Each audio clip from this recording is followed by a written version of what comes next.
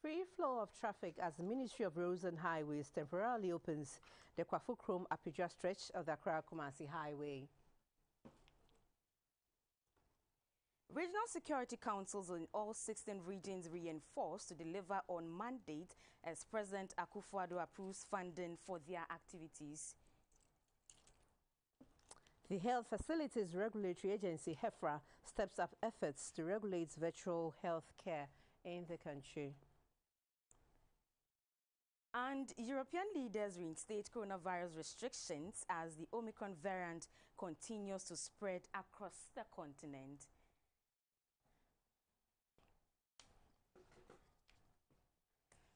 Good evening and good to have you join us. It's News Are Live on GBC News and on GTV. We're also streaming live on Facebook and on YouTube at Ghana Broadcasting Corporation. My name is Samuela Kwote. And mine is Clara Mlano. Jonathan Intemzakon will interpret the news into sign language. Good evening. Now we start with the health segment, which is brought to you by Lufat, Tobingo's premium gift to Africa. Now, Ghana's electronic pharmacy has come on stream. This follows the launch of e-pharmacy by the Vice President, Dr. Mahmoud Bawumia, in Accra. The idea of the e-pharmacy is to improve access, efficiency, equity, and delivery of pharmaceutical services in Ghana. Dr. Mahmoud Bawumia said the e-pharmacy will improve the pharmacist-to-patient ratio, reduce fake and counterfeit drugs in the system, and launch Ghana to participate in the over $2 billion pharmaceutical global economy. You ever thought of Ghana having a single platform where customers and patients can purchase their prescribed drugs at their own convenience? At his recent lecture on Ghana's digitization agenda at Ashesi University in Accra, the Vice President, Dr. Mahmoud Bawumia, had announced that the government will soon launch the electronic pharmacy platform to support pharmaceutical services in Ghana. And this platform has been launched today. The e-pharmacy will deal with the challenges and frustrations patients go through securing medicine at the various pharmacies. It also includes a delivery service of medicines and medical products with convenience, has access to remote areas and protects patients' privacy. It will promote competitive pricing and reduce the rate of drug abuse and the sale of fake and counterfeit drugs to unsuspecting members of the public. With a handy gadget as a mobile phone, customers can select their preferred pharmacy, upload their prescription, and pay at their convenience and have them delivered to their homes anywhere in the country. This platform will also help address the shortage of qualified pharmacists in the country. Dr. Daniela Menin Dankwa is the Deputy Registrar of the Ghana Pharmaceutical Council. The office or the council is therefore using a multi-pronged approach to address this access challenge. And the first one will be the use of digitalization of pharmaceutical services to extend services to deprived areas. The president of the Pharmaceutical Council, Mr. Kwabena Santi Ofei, said the e-pharmacy will transform the industry. Today we are launching e-pharmacy policy and guidelines. 2019, when we had our AGM, we showcased that there is the possibility that we can transform pharmaceutical care in this country through electronic pharmacy practice. And so we have seen that it works. And we have an opportunity working with the government to be able to scale it up and expand it and make sure that people across the country can have access to pharmaceutical care electronically. The Vice President, Dr. Mahmoud Bawumia, said, aside addressing the problem of access, the myriad of challenges confronting the pharmacy industry will also be addressed. Ghana's e-pharmacy will discourage self-diagnosis and self-medication by providing the right platform to facilitate appropriate pharmaceutical care. And the issue of counterfeit and substandard medicines also a menace to society. The global e-pharmacy market is worth $81 billion today, and it is expected to grow to $244 billion by 2027. With the National E-Pharmacy Platform, Ghana will be part of this new pharmaceutical digital economy. The e-pharmacy says patients' data is protected under the National Data Protection Agency, and it requires that one has to register with the Ghana card. Facilities Regulatory Agency HEFRA will from 2023 publish a list of accredited healthcare providers to enable patients seeking the best services to easily identify such facilities. HEFRA also hopes to regulate the practice of virtual healthcare and net platforms to ensure that patients are not shortchanged for the services they subscribe to. These are some of activities HEFRA hopes to embark on next year to become the best regulator on the continent. A report by Sarah Ofori. It's been 10 years since HEFRA, by an act of parliament, took over the Private Hospitals and Maternity Homes Board. Its main functions are to register, inspect, license, monitor and accredit both public and private health facilities. Through the efforts of previous registrars, over the years, the agency decentralized its services across 8 regions in the country. HEFRA this year introduced its assessment standards for the inspection of health facilities after it had piloted it with the assistance of UNICEF and PharmAccess. To boost its monitoring, field operations and work competence, it also engaged some critical clinical staff. Since it rolled out the mobile online information system, close to 2,000 healthcare providers have applied to be licensed online. 54 inspections and 18 monitoring standards were also developed. In collaboration with the Ghana College of Physicians and Surgeons, 18 specialty assessment standards were also developed. At a Durban to commemorate its 10th anniversary, sister agencies called for the streamlining of overlapping functions among various regulatory bodies to reduce the burden of duplication. The Registrar of HEFRA, Dr. Filibano, said a memorandum of understanding is in the offing to clarify their roles, to give patients the option of choosing the best healthcare provider. An accreditation standard list will soon be published. Accreditation means that which among the facilities go beyond what is expected and deliver the best care in the region, so that we publish them. When it comes to obstetric care, which is the best hospital. When it comes to surgical care, which one is the best surgical outcomes. When it comes to children or pediatric, even cancer care where it exists, even emergency care and all that. So that's what we mean by accreditation. And we start publishing them, God willing, in 2023. So the challenge to all healthcare providers now, make sure when the first edition, the maiden edition comes, your name is on there. If you are saying you are the go-to hospital in the region, is your name really there when we judge you among your peers? He further disclosed that virtual healthcare and pharmacies which offer laboratory services would soon be regulated. The theme for the celebration is digitalizing to improve health regulation. Sarah for GBC News, Accra. Of pharmaceutical setups in Ghana, medical analysts are proposing the production of local medications to cure common diseases rather than depend on exported drugs. This is due to the disruption in the supply chain of medications globally during the COVID-19 pandemic. At the launch of a medical journal in Accra, the director of the Ghana College of Pharmacists, Mrs. Yvonne Yurinchua Eseku, said there is the need to also train specialist pharmacists to support both the production and quality assurance of the medications in future pandemics. The services of specialist pharmacists were critical during the peak of the COVID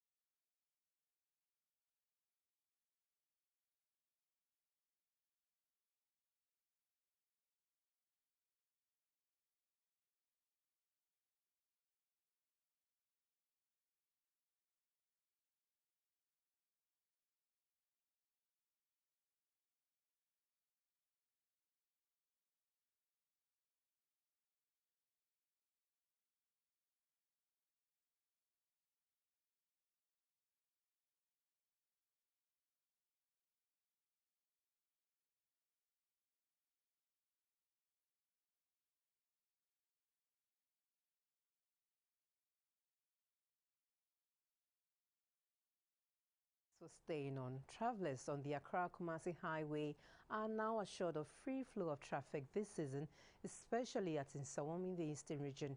The 31.7-kilometer Kwafokrom-Apedra stretch of the road has temporarily been opened to ease congestion as authorities envisage an increase in travels to and from Kumasi or Accra.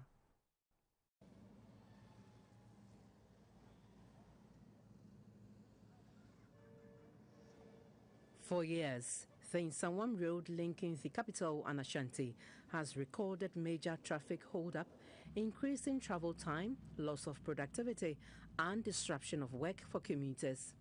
The solution was to expand the road network.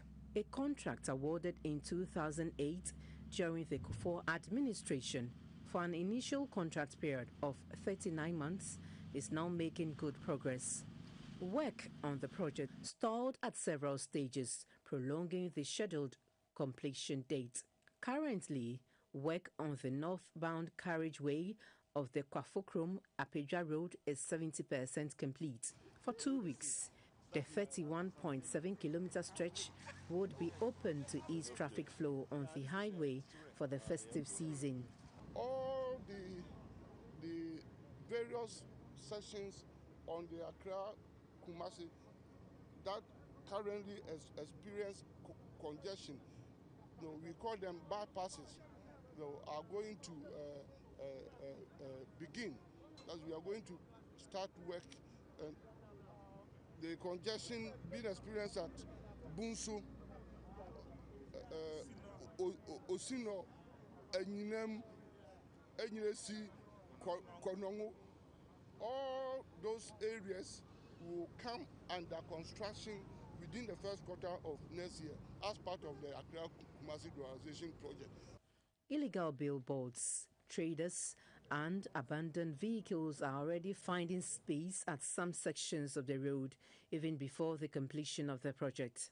While highlighting the significance of the project to socio-economic activities in the Eastern region, the regional minister, Mr. Sethi Champon, said this would ease pressure on the road infrastructure. This will help us ease almost 50% of the load which was being used on the two-way traffic on the right-hand side corridor. But the most beneficial factors are Nsawam, Adwejiri, and Suhum.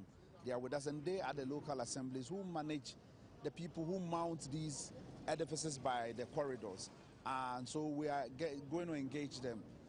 In anticipation of some confusion or interruptions among motorists on the temporary use of the road, the Motor Traffic Transport Department of the Ghana Police Service would be on hand to guide and ensure safety.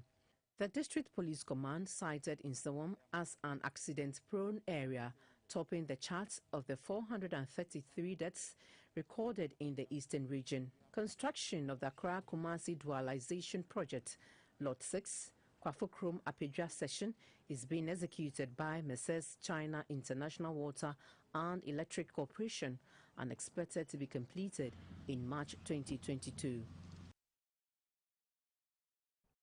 President Akufo-Addo has approved the allocation of funds for the activities of the regional security councils, including the payment of allowances to its members. The Minister for National Security, Mr. Albert Kandapa, on a sensitization program for all 16 regional ministers, said the President's approval of funds is to put the wind in the sails of the various RECSECs to continue with their duty of dealing with security threats at the local level.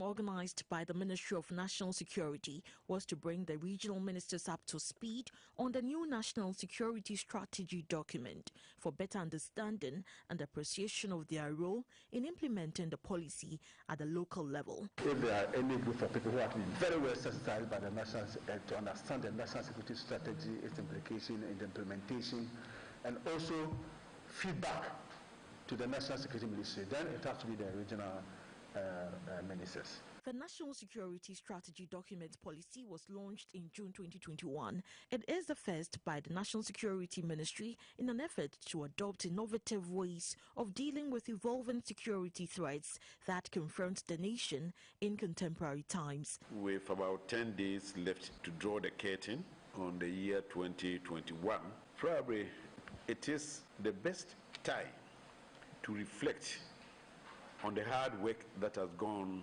into safeguarding the peace, the security and stability of Ghana for the past 355 days. Amidst other things, the heightened threat of terrorism from the Sahel region, the ravaging impact of the COVID-19 pandemic. The Minister for National Security, Mr. Albert Kandapa, with the 16 regional ministers present, said it was necessary to sensitize the ministers on the all-important document because they form an integral part of the country's security architecture as stipulated in the Security and Intelligence Agencies Act. Our security arrangement does not go by the top-down model. Rather, it is a down-top model. Actual national security activities are done at the regions.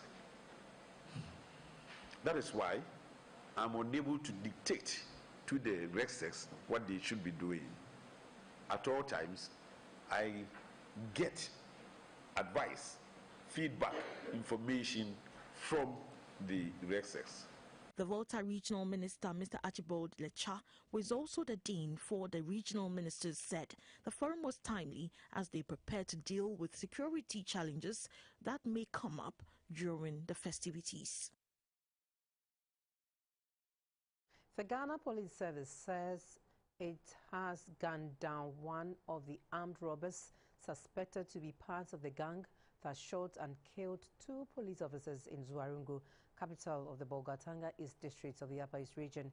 The troubling incident happened on Wednesday, December 14, 2021, within the Central Business District of Zuarungu. However, relatives of the deceased in Chiaga, a community in the Talensi District of the Upper East Region, says their relative is innocent. In a statement on the Ghana Police Service social media page, the police said a special anti-robbery squad assisted by the Upper East Regional Police Command led an intelligence special anti-robbery operation in Patia in the Talensi district to hunt for the gang of armed robbers who killed the 2 police officers at Zuarungu. The squad gunned down one Liam Simon alias Yendu, aged 34, suspected to be one of the 3 suspected armed robbers. The police further said a special targeted intelligence-led operation is being carried out to arrest the rest of the suspects. At a media engagement in Shega, in the Talensi district of the Upper East Region, the chiefs and people in the area appealed to the IGP to constitute an independent investigation committee which must include opinion leaders in the community to probe the killings. The assembly member for Shega electoral area, Mr. Michael Zuga, read the statement on behalf of residents in the area. If the intel we have gathered is true, that the police want to link his murder to the recent kill of the police officer at the Market Square in Zuarungu on the 15th December last week, is anything to go by. We want to state emphatically, without any evocation, that the gentleman was on duty at the workplace on the records of mining company, L International Group, formerly Shanji Mining Company. Assuming without admitting that in any case that there's lead intelligence linking him to culprits of such an ungodly act, why will you not rather apprehend him alive to aid you arrest the remaining perpetrators? The body of the deceased, Simon Nawak Yindung, has since been deposited at the morgue at the Upper East Regional Hospital in Bolgatanga.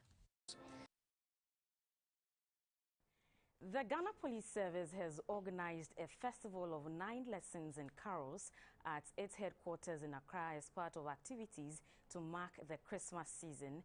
The Director for Religious Affairs at the Ghana Police Service, DCOP Reverend Father George Arthur, called on the officers to adopt the highest form of professionalism, love and discipline as the year gradually ends.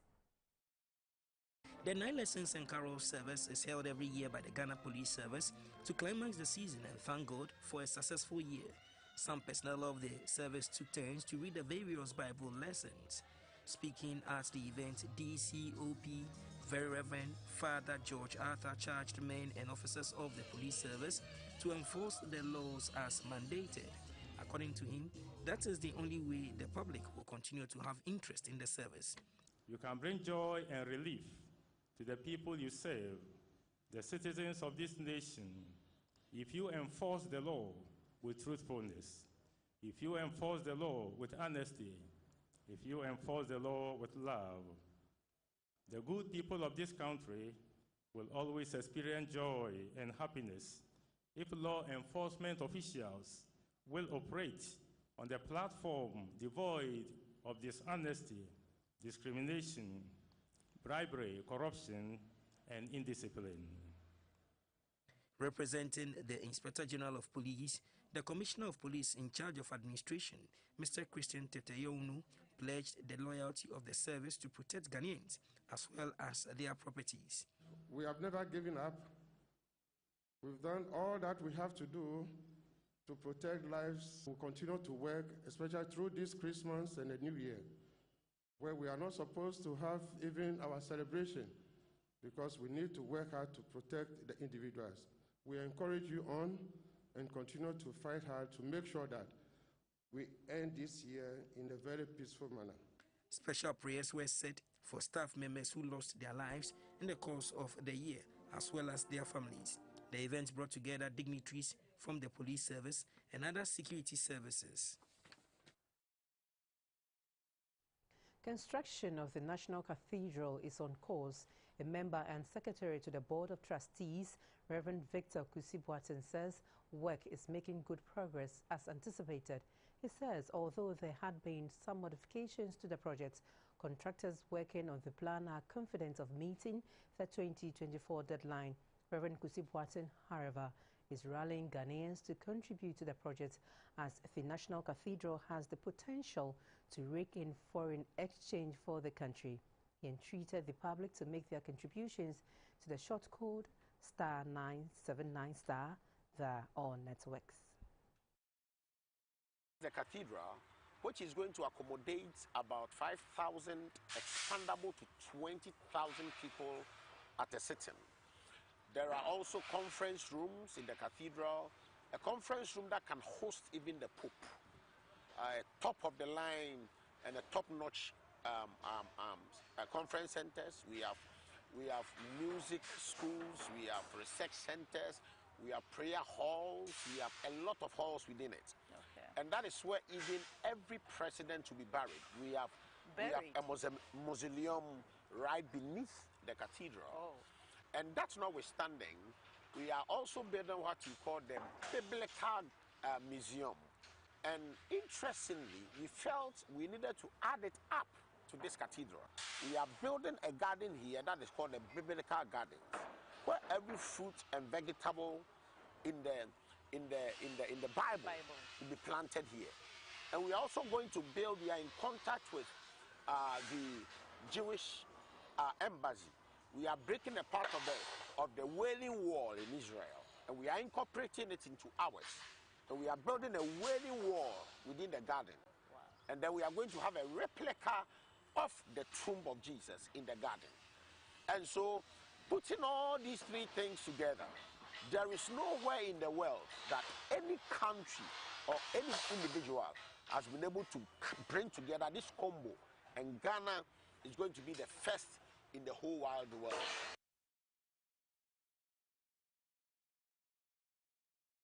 You're watching News Hour live on GBC News.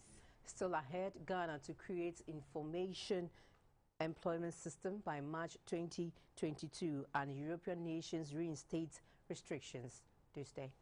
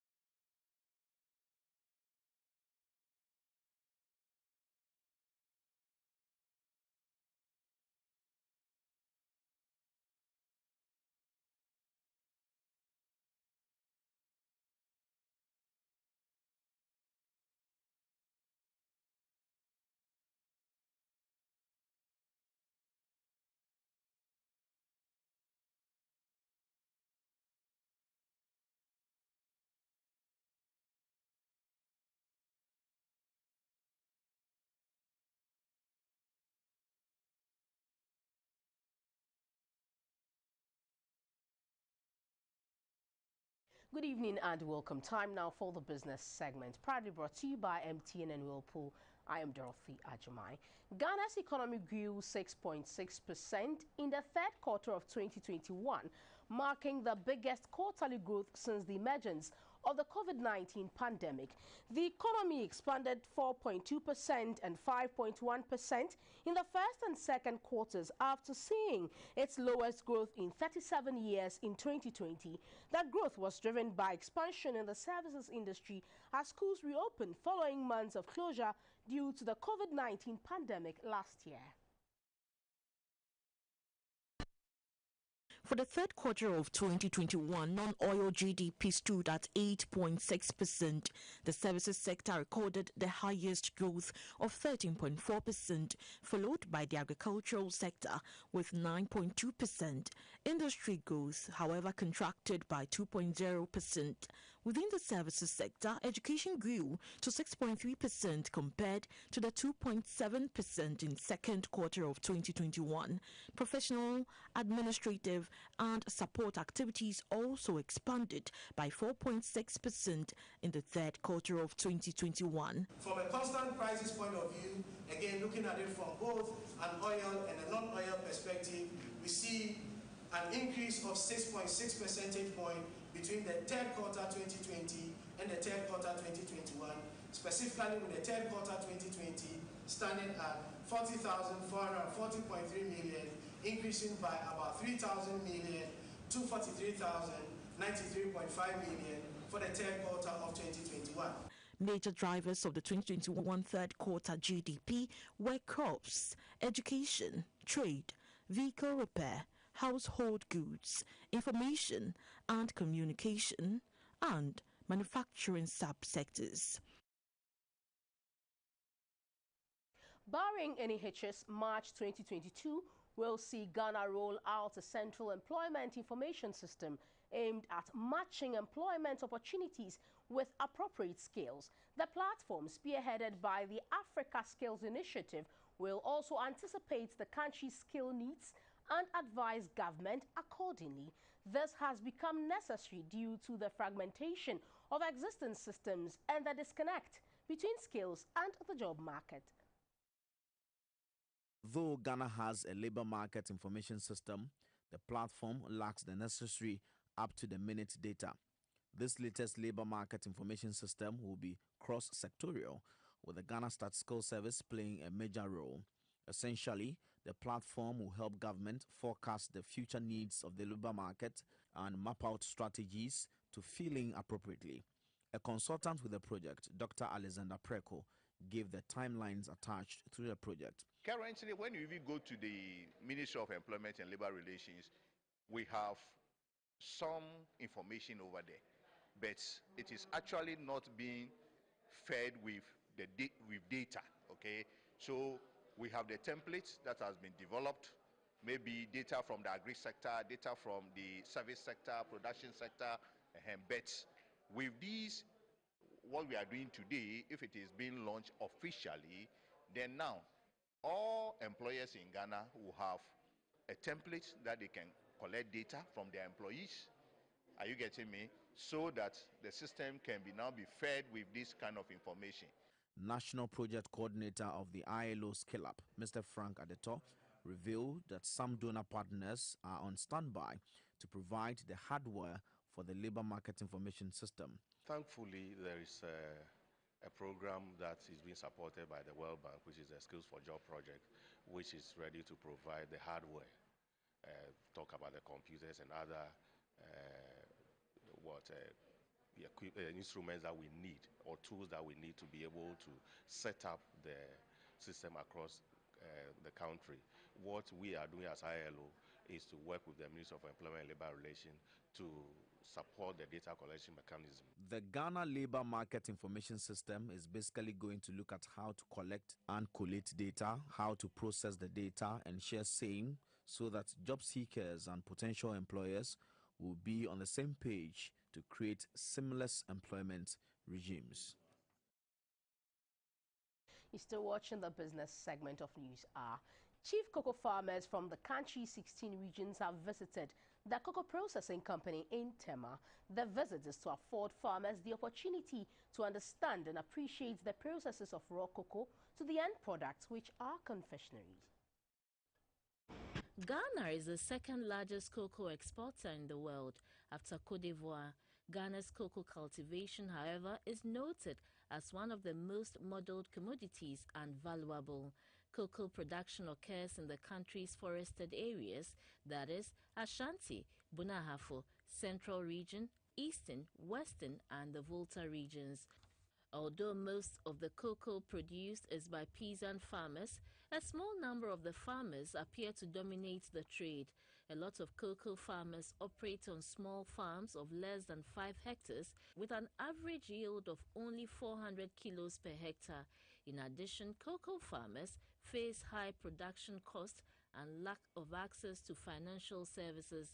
In the face of all these challenges, Ghana recorded more than 1.4 million metric tons of cocoa beans production in 2020 and 2021 crop season. This is about a 45% increase over the 2019 to 2020 crop season and beats the earlier record of about 1 million metric tons achieved in the 2009-2010 crop season.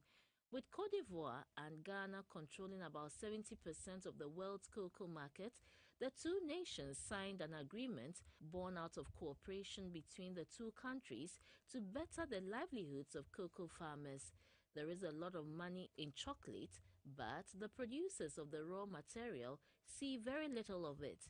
In 2020, the retail industry was worth $107 billion, but Ghana, the world's second largest producer, earned just about $2 billion. To understand and appreciate how raw cocoa beans are turned into chocolate and other confectioneries, the National Association of Cocoa, Coffee and Shea Nuts Farmers Association, made up of the chief cocoa farmers, visited the cocoa processing company. The farmers were taken on a factory tour. According to the chief executive of CPC, Nana Dr. Ejenim Boateng, Ghana stands to benefit more if attention is paid to adding value to our raw beans. Ghana stands well because of the process we go through, and then we have some premium. And that's how, as you may recall, Honorable Bainedu and his counterpart decided to do the LID. All these is as a way, with the support of the AFDB, to let them also recognize what we have. Reason also being that from that stage of the raw state of that 10 billion, when it gets to the semi-finished stage of the cocoa liquor, cocoa butter, cocoa cake, cocoa powder, it's 28.8 billion. CPC currently has a capacity of 64,500 tons for cocoa beans, up from an initial installed capacity of 25,000 tons. There are also plans for further expansion and introduce new products on the Ghanaian market. Let's have the performance of the local currency from the forex market and the prices of gold, cocoa, and light crude from the Commodity Board.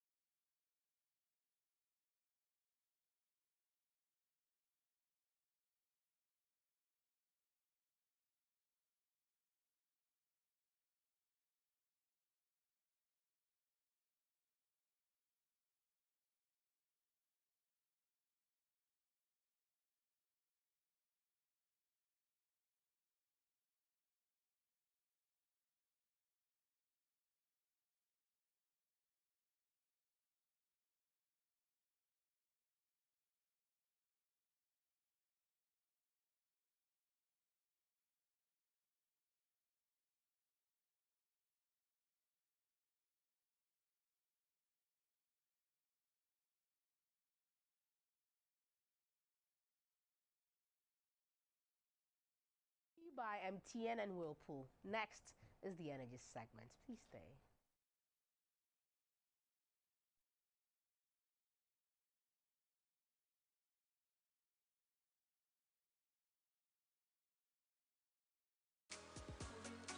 So many styles to choose, but there's only one sure way to pay.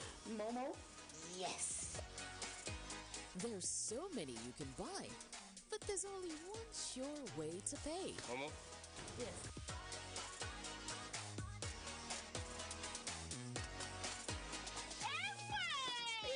Fish that will share my enemy.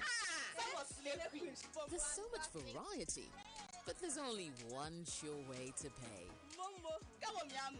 There's so many ways to get together, but there's only one sure way to pay. Got a payment to make? Use MTN Momo and enjoy real convenience in all your financial transactions. Live life the brighter way with MTN Momo. Just Momo it.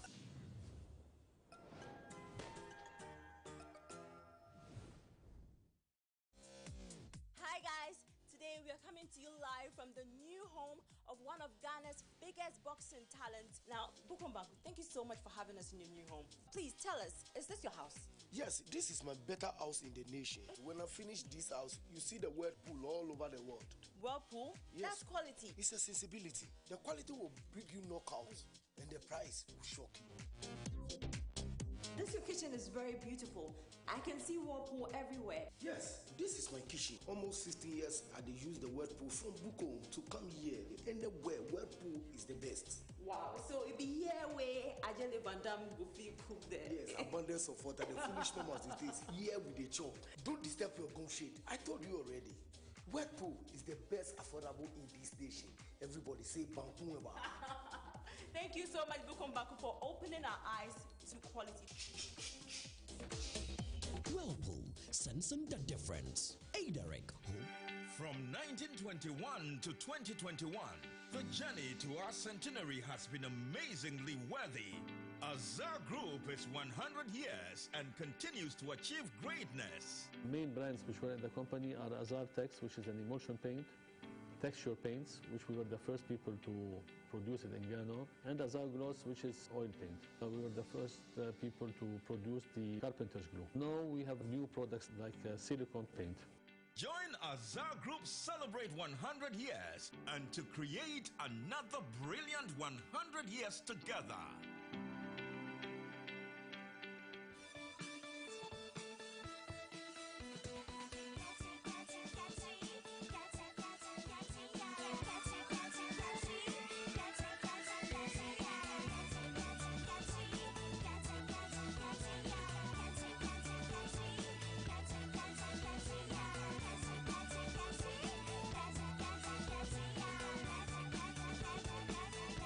Day by Day exists in lotion, cream, soap, and more.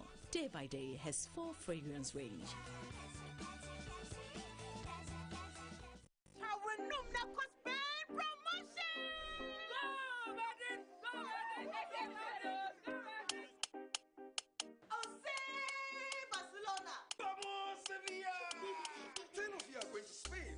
Partners to enjoy a VIP La Liga experience, including a stay at a plush hotel, boat cruises, city tours, and more.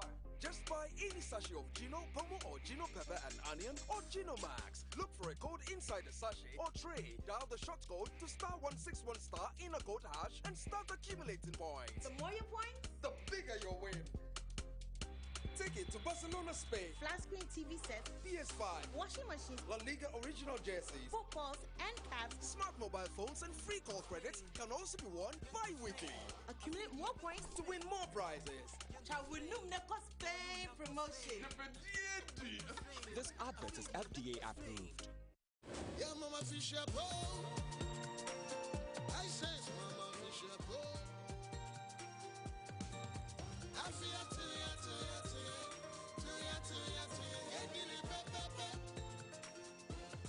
Yeah, Mama Fisher Bowl.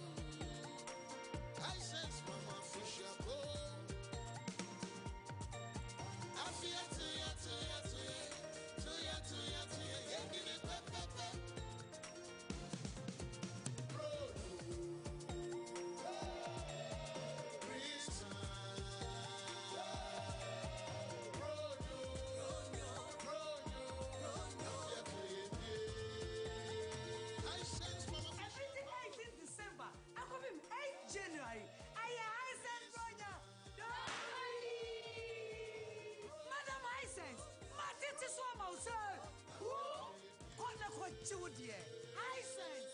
Everyday prices. Long time ago in Bethlehem, so the Holy Bible said. I bring you greetings from the entire insurance industry of Ghana. My name is Dr. Justice Ofori, your Insurance Commissioner, National Insurance Commission. As we celebrate this festive season, I would like to remind you that before you board any vehicle, you dial *920*57# to confirm whether the vehicle has insurance or not. It is in your own interest. Remember that sitting in an uninsured vehicle can be dangerous. Your family loves you, we love you, Ghana loves you. The National Insurance Commission is your insurance regulator, and your safety on the roads matters to us. Merry Christmas and a prosperous New Year. Please, I've not killed anyone. I just do galamsey. Your Honor, since the accused has been in the dock for a while, please permit me to serve him some water to drink. You promised to give me water. This water is coming from the gutter. It will make me sick. Your Honor, that is it. Due to the galamsey activities of the accused and his cohorts, they have polluted all our water bodies. See, this water is coming from our taps. They have destroyed all our forests, and above all, the activities are killing people. Mr. Eja, you have been found guilty of indulging in galamsey. And since you don't want to mention the names of your bosses, you have been sentenced to 25 years in prison. This is my judgment. Please, I'll talk. Mr. Francis is bad. Mr. Mountain is bad. Mr. Usu, please, Your Honor, please, Your Honor, please. Enjoy galamsey. Enjoy galamsey.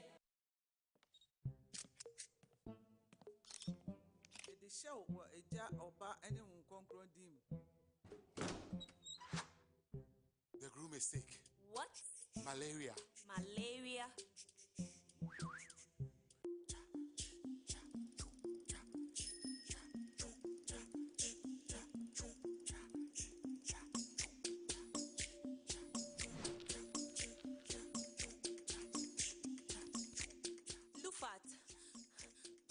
Lufat.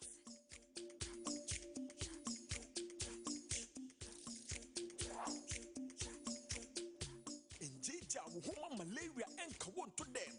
Lufat eye malaria drop ekope. And now you may kiss the bride. Entrance Pharmaceuticals and Research Center and aye Lufat. Lufat, a 2 malaria symptom FDA